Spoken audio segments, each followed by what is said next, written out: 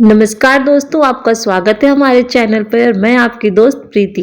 दोस्तों, जैसे कि आपको पता है कि अभी माघ मास का पावन महीना चल रहा है। आज मैं आपको जो कथा सुना रही हूँ, इसे सुनने मात्र से 1000 गंगा स्नान का फल आपको मिलता है। धन की वर्षा होती है तथा समस्त मनोकामनाएं पूरी होती हैं। दोस्तों, मेरा आपसे निवेदन है कि ऐसी फलदायी कथा को पूरा सुने, बीच में ना छोड़ें और हो सके तो इस कथा को आप अपने पूरे परिवार के साथ सुने। दोस्तों, माघ मास की कथा अत्यंत फलदायी और महत्वपूर्ण है हमारे हिंदू समाज में, जो कि पद्म पुराण के आधार पर वर्णित है और ये कथा भगवान विष्णु को समर्पित है। अब मैं माघ स्नान, दान, व्रत का फल आपके सामने इस छोटी सी कथा के माध्यम से बताने जा रही हूँ। श्री हरि का ध्यान करते हुए हम इस कथा के प्रथम अध्याय की शुरुआत करते हैं। दोस्तों, एक बार नारद जी ने भगवान ब्रह्मा से पूछा, आप मुझे बताइए माघ मास की महिमा क्या है, क्या फल प्राप्त होता है और ये क्यों करते हैं। ब्रह्मा जी बोले, सुनो पुत्र, एक बार राजा दिलीप वन विहार पे गए थे। रास्ते में उन्हें बहुत तेज से प्यास लगी। प्यास से व्याकुल होकर वो एक सरोवर के पास पहुंचे।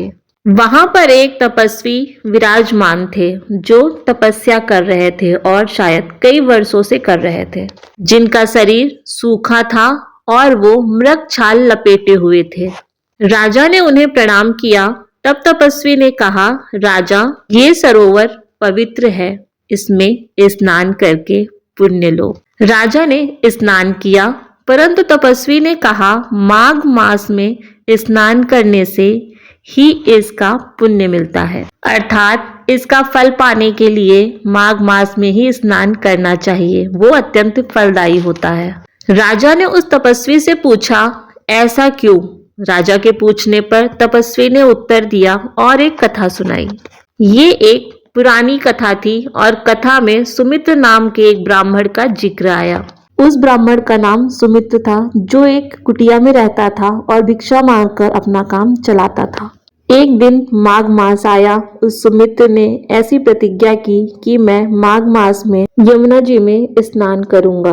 उसने अपनी पत्नी को ये बताया। उसकी पत्नी बहुत खुश हुई। जब उसने पहले दिन स्नान किया, जल ठंडा था, परंतु उसके मन में विष्णु भगवान की भक्ति थी और जहाँ भगवान की भक्ति हो वहाँ पे क्या ठंडा और क्या गर्म। स्नान के बाद उन्होंने तिल का दान किया और यथाशक्ति ब्राह्मणों को भोजन कराया। दूसरे दिन उन्होंने फिर से स्नान किया और इसी तरह धीरे धीरे माघ मास बीतने लगा। स्नान करने से उस ब्राह्मण का शरीर स्वस्थ हो गया, उसके चेहरे पर निखार आ गया। तीसरे सप्ताह एक और चमत्कार हुआ। उस ब्राह्मण का घर अनाज से भर गया। आसपास के लोग देखकर हैरान थे। सुमित्र ने सबको बताया, ये माघ स्नान का फल है, तुम अगर इसे श्रद्धा से करोगे तो ये तुम्हें भी प्राप्त होगा।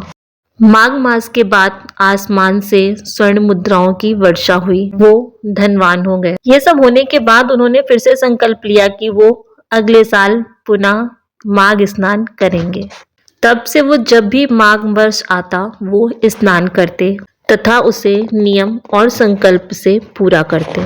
उनकी ऐसी भक्ति से विष्णु जी प्रसन्न हुए और स्वयं प्रकट हुए और बोले, हे सुमित्र, मैं तुम्हारी भक्ति से प्रसन्न हूँ, मैं तुम्हें मोक्ष देता हूँ। और वो कैलाश चले गए। ये सब सुनकर राजा दिलीप की आंखों में आंसू आ गए और उन्होंने कहा, मैं भी ये संकल्प लूंगा, माघ मास में यमुना स्नान करूंगा।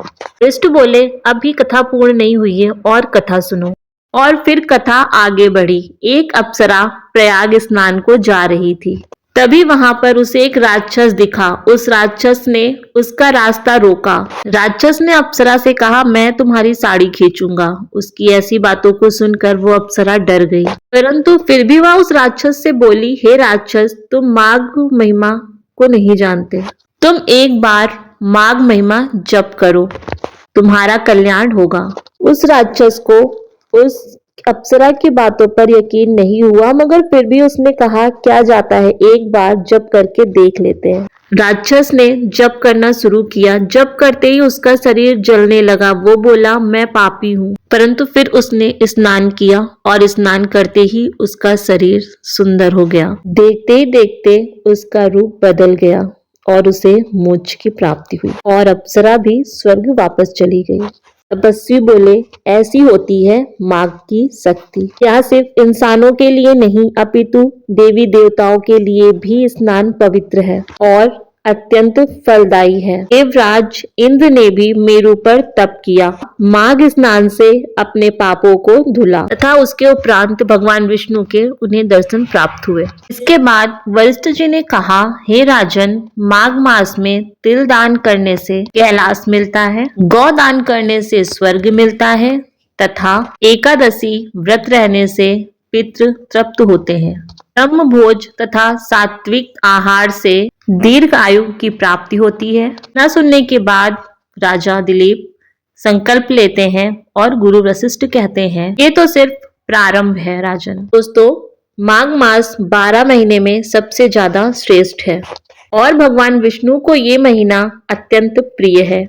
वे अपने सभी भक्तों की प्रार्थना सुनते हैं। इस महीने भगवान विष्णु स्वयं गंगा तट पर, यमुना तट पर विराजमान रहते हैं। अगर आप प्रयागराज और संगम में स्नान करते हैं तो आपके 7 जन्मों के पाप भी धुल जाते हैं तथा मुक्ति प्राप्त होती है।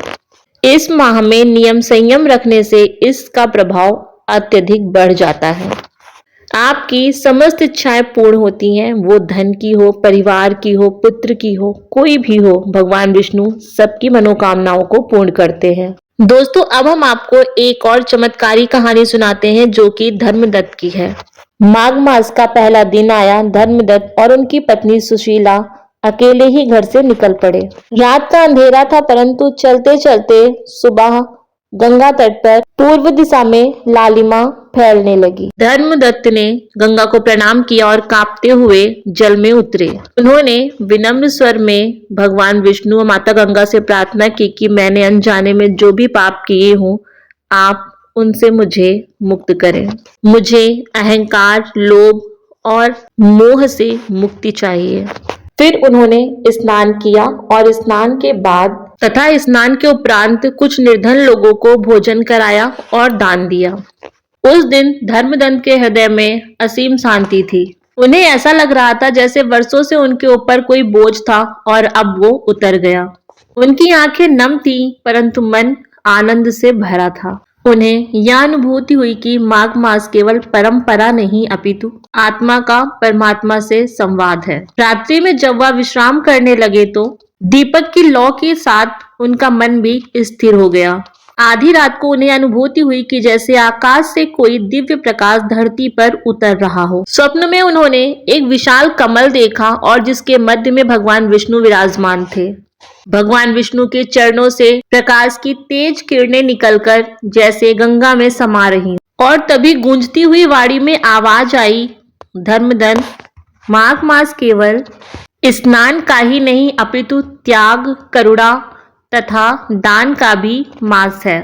जो भी इसे हृदय से अपनाता है उसका हृदय स्वयं ही तीर्थ बन जाता है। इतना कहते ही प्रकाश विलुप्त हो गया और धर्मदत्त की आंखें खुल गईं। वह सूर्य की किरणें जब उनके मुख पर पड़ी तो उन्होंने खुद को बदला हुआ महसूस किया। उन्हें लगा उनके अंदर कुछ परिवर्तन हो गया है। माघ स्नान और माघ व्रत अब उनके लिए सिर्फ नियम नहीं अपितु जीवन की साधना बन गए थे। तो अब प्रश्न यह है कि वो स्वप्न केवल एक सांत्वना था या फिर आने वाले समय के लिए कोई परिवर्तन या फिर संकेत। इसका उत्तर आपको अध्याय 2 में मिलेगा, जहां माघ व्रत की कठिन परीक्षाएं और धर्मदत्त की आस्था की वास्तविक अग्नि परीक्षा की शुरुआत होगी। दोस्तों, यही थी माघ मास के प्रथम अध्याय की दिव्य कथा, जो हमें सिखाती है कि सच्चा धर्म केवल कर्म कांड नहीं अपितु त्याग, करुणा और श्रद्धा का मार्ग है। धर्मदत्त और सुशीला जैसे साधारण लोग भी जब माघ मास में सच्चे मन से भगवान विष्णु का स्मरण करते हैं तो स्वयं नारायण खुद उनकी रक्षा करने के लिए आते हैं। माघ मास की ये प्रथम पुण्य कथा हमें याद दिलाती है कि भूखे को अन्न, दुखी को सहारा और ईश्वर पे विश्वास ही सबसे बड़ा व्रत है। प्रथम अध्याय की समाप्ति के साथ ही अब हम द्वितीय अध्याय की शुरुआत करेंगे। धीरे धीरे समय ने करवट ली और धर्मदत्त के जीवन पर गरीबी की गहरी छाया बढ़ती गई। जो घर कभी संतोष, प्रेम और भक्ति की रोशनी से जगमगाया करता था, उसी घर में अब दुखों का सैलाब सा आ गया था। घर वही था, दीवारें वही थी, आंगन वही था, परंतु घर से खुशियां कहीं चली गई थी। सबके मन उदास थे, किसी का कुछ भी भला नहीं हो रहा था। खेत जो कभी हरियाली से लहराया करते थे, आज वो सूखी धरती बन गए थे और जगह जगह पे दरारें पड़ी थी। अब तो सूखी मिट्टी भी आसमान से शिकायत कर रही थी, न बारिश आई और ना ही तो कोई संकेत। अब समय वो आ गया था जब काम की तलाश में धर्मदत्त पूरे गांव में भटकता रहता, परंतु उसे काम भी नहीं मिलता। रातों में भूख से बिलखते बच्चों की आहटें सुनकर उसका मन अंदर से रोता, परंतु वो क्या करता। ना उसे कोई काम मिलता, ना कोई उपहार और ना ही उसके सामने कोई और रास्ता था। वो क्या करे। कहते हैं ना, जब भगवान परीक्षा लेता है तो कुछ हालात ऐसे ही हो जाते हैं। बस वही समय था धर्मदत्त का भी। घर में रखा अनाज धीरे धीरे समाप्त हो गया, सभी घड़े खाली हो गए। अब तो चूल्हे भी ठंडे पड़े थे। सुशीला बच्चों को समझाते हुए मुस्कुरा देती, परंतु उसकी आंखों में नमी होती। अकेले में वह खूब रोती, क्योंकि जब बच्चों का पेट नहीं भरता तो माँ की आंखों से आंसू आना स्वाभाविक है। इतनी गरीबी होने के बावजूद भी धर्मदत्त और उसकी पत्नी के मन में एक दीप जलता रहा, विश्वास का दीप, आस्था का दीप। धर्मदत्त ने ना भगवान को दोष दिया और ना अपने कर्म को। वो जानता था ये अंधकार किसी बड़े प्रकाश की भूमिका है। एक रात की बात है, घर में बच्चे भूख से बिलख रहे थे और दीपक की लौ कांप रही थी। उसका बेटा बोला, बाबा आज फिर खाना नहीं है क्या? धर्मदत्त ने उन्हें सीने से लगा लिया और उनकी आंखों में आंसू आ गए। वो बोले, बेटा आज उपवास है भगवान के नाम का। बच्चे तो सो गए, परंतु शीला जागती रही। जब बच्चे भूखे हो तो एक माँ को नींद कैसे आ सकती है। उसने देखा धर्मदत्त अकेले में बैठकर भगवान विष्णु का जाप कर रहे थे। ना कोई शिकायत, ना कोई क्रोध, सिर्फ एक अटूट विश्वास। अगले दिन गांव के लोग बातें बनाने लगे, इतना धर्म करने से, इतनी पूजा करने से क्या फायदा, जब भगवान तुम्हारे हालात को देख ही नहीं रहे और तुम्हारे लिए कुछ कर ही नहीं रहे। देखो ना, तुम्हारे बच्चों को भूखा रखा है। अगर भगवान होते तो कुछ करते ना तुम्हारे लिए। कम से कम तुम्हारी हालत ऐसी तो नहीं होती। कुछ लोगों ने मजाक उड़ाया तो कुछ लोगों ने ताने दिए।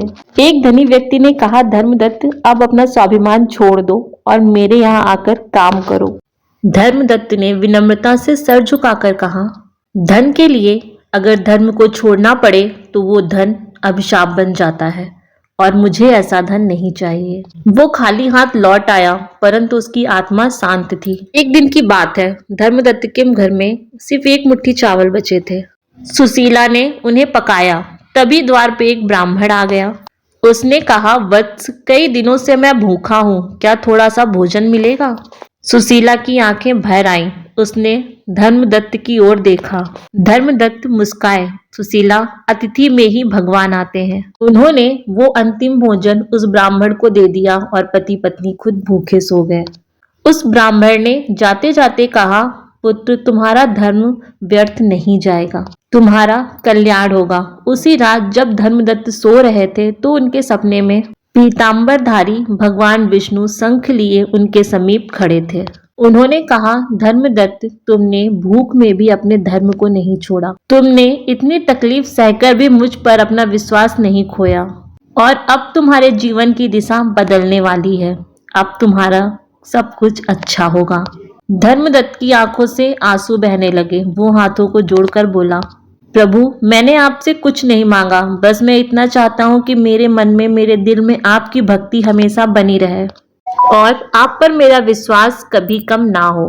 इतना सुनकर भगवान विष्णु मुस्कुराए और बोले, धर्मदत्त यही तुम्हारी सबसे बड़ी संपत्ति है। माघ मास का ये द्वितीय अध्याय हमें समझाता है कि सच्ची भक्ति सुविधा में नहीं अपितु संकट में पहचानी जाती है। दान वही श्रेष्ठ होता है जो अभाव में दिया जाए। और आपने सुना भी होगा, भगवान देर करते हैं परंतु अंधेर नहीं। जब व्यक्ति के पास देने के लिए कुछ नहीं बचता और जो भी होता है वो भी वो दूसरों को दे देता है, तो समझ लेना भगवान आपकी परीक्षा ले रहे हैं और अब आपका अच्छा समय आने वाला है। कई बार भगवान हमारी परीक्षा अभाव से लेते हैं ताकि वो हमें याद दिला सकें कि सच्ची संपत्ति धन नहीं, धर्म और विश्वास है। अगर माघ मास के ये प्रथम और द्वितीय अध्याय आपको अच्छे लगे हो तो अपितु अपने जीवन में इसे उतारिएगा भी। क्योंकि धर्म व्यर्थ नहीं जाता और विश्वास कभी खाली नहीं लौटता। अगर आपको ये वीडियो अच्छा लगा है तो इसे और लोगों के साथ भी शेयर करें। वीडियो को लाइक करें, हमारे चैनल को सब्सक्राइब करना बिल्कुल ना भूलें और कमेंट में लिखें जय Shri Vishnu. Thank you so much for watching.